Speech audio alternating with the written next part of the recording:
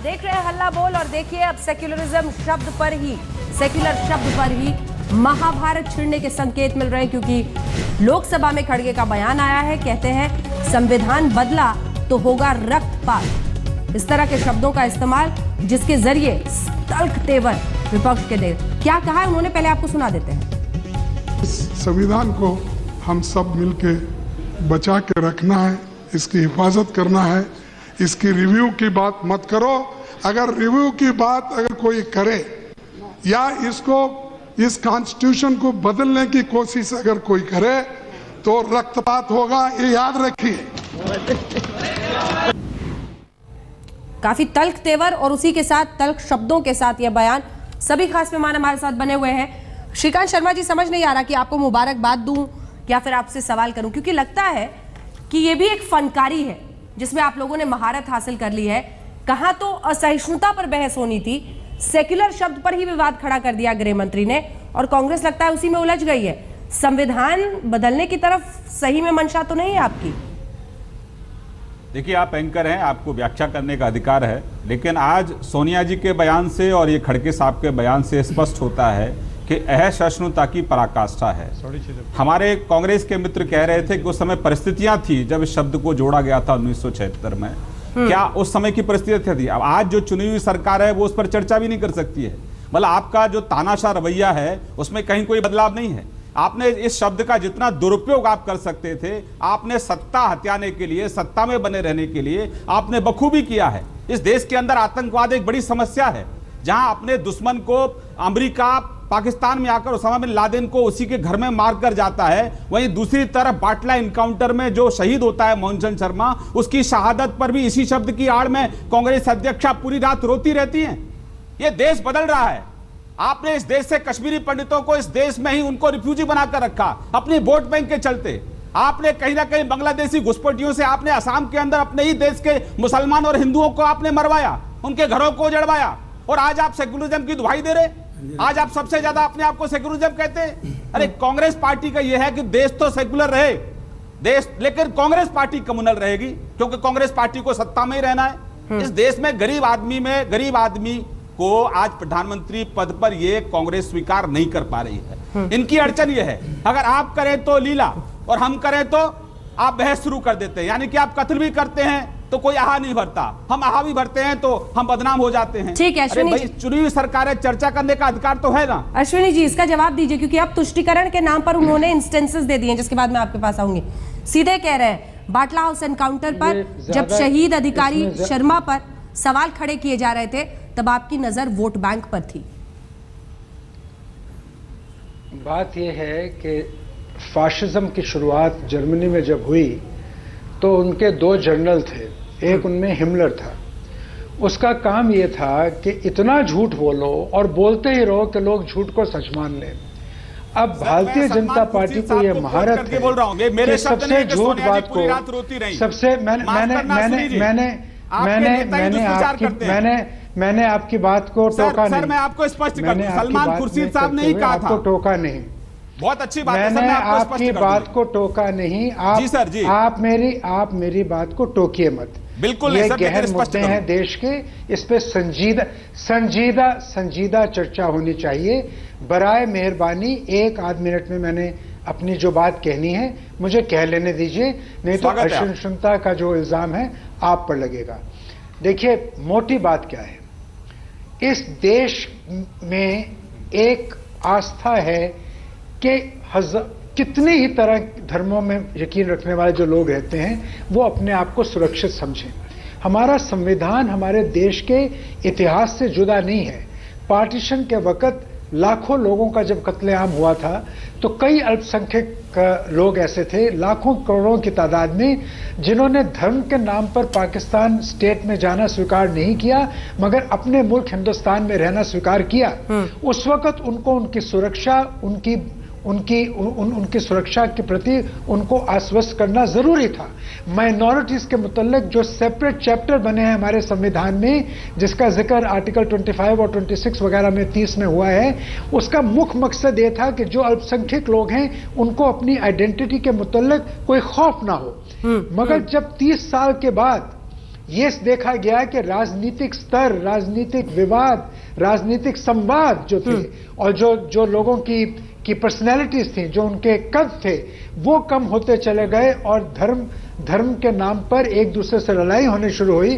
तो इस लिए इंदिरा जी ने समझा कि सेकुलरिज्म और सोशलिज्म का शब्द ने स्पष्ट रूप से प्रस्तावना में उसका लाना जरूरी है। चर्चा आप इस मुद्दे पर कर रहे हैं। जहां तक सोच का सवाल है, इतनी बड़ी, इतनी बुरी, इतनी छोटी सोच है भारतीय जनता पार्टी की कि धर्म के नाम पर, जाति के नाम पर देश को बांटने वाली सियासत आज से नहीं, आजादी के बाद से बीजेपी करती आई है। और आज सत्ता में है, जब तानाशाही की बात कर रहे हैं, बीजेपी में तानाशाह कौन है? तानाशाही तो 18 महीने में आ गई। वैचारिक बहस आप जिस तरफ खींच रहे, ना बिल्कुल नहीं। ठीक है, मैं आ रही हूँ श्रीकांत, जल्दी से राकेश जी, फिर मुझे शांत रहिए। दो छोटी बातें। आज विपक्ष के नेता ने संसद में जो बात कही, आप शांत रहिए। संसद में कही, बात यह है कि आप मेरी बात पूरी करने दीजिए, फिर अपनी बात करिए।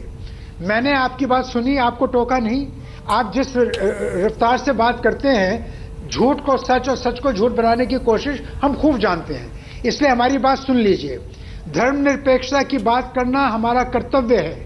हम तब तक धर्मनिरपेक्षता की बात करेंगे जब तक इस देश का एहसास धर्मनिरपेक्ष है। ना तो ये वोट की राजनीति है, ये देश को बनाए रखने की, जोड़े रखने की राजनीति है। आप लोगों ने बाबरी मस्जिद के ध्वंस के बाद देश को धर्म के नाम पर बांटा, आज तक उसका हर्जाना देश दे रहा है। आतंकवादी लोगों को पैदा करने की सियासत भारतीय जनता पार्टी की सियासत। अश्विनी जी, ठीक है, मुझे अश्विनी जी, मैं भी बोलूंगा, अली अनवर साहब बोलेंगे, श्रीकांत जी बोलेंगे। मेरी दो छोटे पॉइंट्स हैं कि देखिए, विपक्ष के नेता ने आज संसद में घोषणा की देश में रक्तपात हो जाएगा, यह अशोभनीय है, उनको माफी मांगनी चाहिए। इस बात के लिए माफी मांगनी चाहिए कि शास्त्रार्थ विचार विमर्श के आधार पर कोई रक्तपात होता तो जवाहरलाल नेहरू ने संविधान के मूल प्रति में राम, सीता, लक्ष्मण, हर्षवर्धन, अकबर, नालंदा और महाबलीपुरम जैसे स्केच को, जिसमें महात्मा गांधी का भी स्केच था, हटा दिया। नंदलाल बोस ने ये स्केच बनाया था। कौन दोषी है? जवाहरलाल नेहरू ने संविधान को बंडल ऑफ लॉज बना दिया। आप जवाहरलाल नेहरू के लिए कांग्रेस को माफी मांगनी चाहिए। आप देश जानना चाहता है कि उन स्केच को हटाने के पीछे क्या साजिश थी जवाहरलाल नेहरू की। उसी साजिश के तहत आज कांग्रेस देश में 76 तक देश में कांग्रेस ने शासन किया। कांग्रेस ने कैसी परिस्थिति पैदा कर दी कि धर्मनिरपेक्षता शब्द को संविधान के प्रस्तावना में डालना पड़ा। श्रीकांत जी, 2 लाइन में आप जल्दी से जवाब दे दीजिए, क्योंकि बीजेपी पर उन्होंने भी गंभीर इल्जाम लगाया। 2 लाइन में, लेकिन सर वक्त की बहुत कमी है। देखिए, मैंने कहा कि कांग्रेस सुविधा की राजनीति करती है और मंदिर की बात कर रहे थे। श्रीमान, भूल गए आप, ताला राजीव गांधी जी ने खुलवाया था, जमीन भी आपने दी थी। तो आप अपनी गलतियों पर एहसास आपको हो, आप इस देश के माहौल को खराब मत करिए। 16 साल नेहरू जी को झेला, 15 साल इंदिरा जी को झेला और 10 साल सोनिया, राहुल और मनमोहन सिंह की भ्रष्टाचार की सरकार को झेला। 18 महीने में इतना ऐसा शुरू क्यों हो रहे हैं आप कि एक चर्चा पर भी आपको घृणा हो रही है, चर्चा पर भी आपको कहीं ना कहीं आपत्ति है। आप खून खराबे की बात कर रहे हैं। सोनिया गांधी जी चर्चा को भी स्वीकार नहीं कर पा रही हैं। इस देश ने आपके भ्रष्टाचार को देखा है, आपके तुष्टीकरण को देखा है, आपके बहरूपीयपन को देखा है, आपकी वोट बैंक की किस घृणा तक आप राजनीति करेंगे उसको देखा है। अब ये देश बदल रहा है। देश की तरक्की के लिए, देश के विकास के लिए एक विपक्ष की कंस्ट्रक्टिव भूमिका निभाइए सर। अली अनवर जी, देश भी आपके साथ रहेगा और पार्टी भी आपकी बची रहेगी। आप ये बात कहने दीजिए।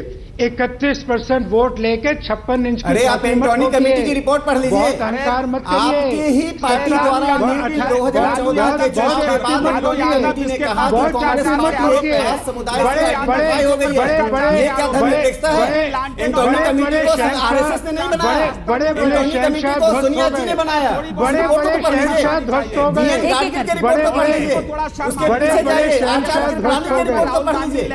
यहाँ तो बड़े-बड़े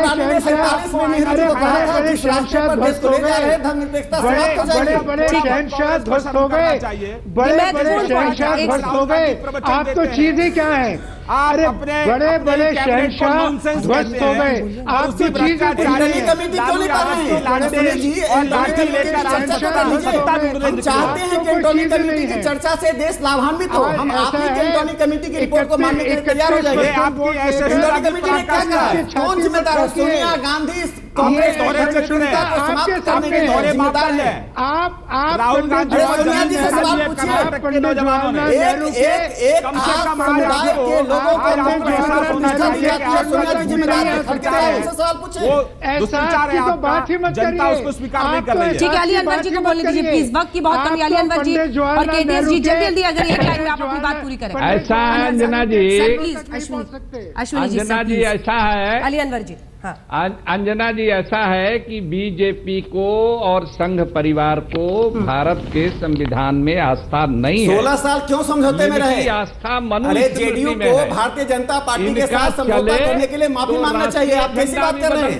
एक संविधान विरोधी पार्टी के साथ आपने सरकार चलाया। लेकिन बिहार की जनता ने इनके मंशा पर पानी फेर दिया है। आपने कितना बड़ा अपराध किया? बिहार की जनता ने इनकी मंशा पर पानी फेर दिया है। अब पूरे हिंदुस्तान के लोग इनको समझ गए हैं। हो तो संघ धर्मनिरपेक्ष है। जब संघ का साथ ना हो तो संघ सांप्रदायिक है। इस मुहावरे को बदलिए अनिल साहब। यह मुहावरा देश में के हित में नहीं है, आपके हित में नहीं है। चलिए, वक्त की कमी में यहीं पर इस बहस का अंत करना पड़ेगा। निरपेक्ष है, हमें यहीं पर इस बहस का अंत करना पड़ेगा। आप सभी का बहुत बहुत शुक्रिया। कम से कम इतना जरूर समझ में आ रहा है कि ये बवाल यहाँ नहीं थमने वाला है। देखते रहिए आप। नि स ग म म म नि प म ग नि प म ग स नि प म नि स प स। जहाँ तक याद आती रहेगी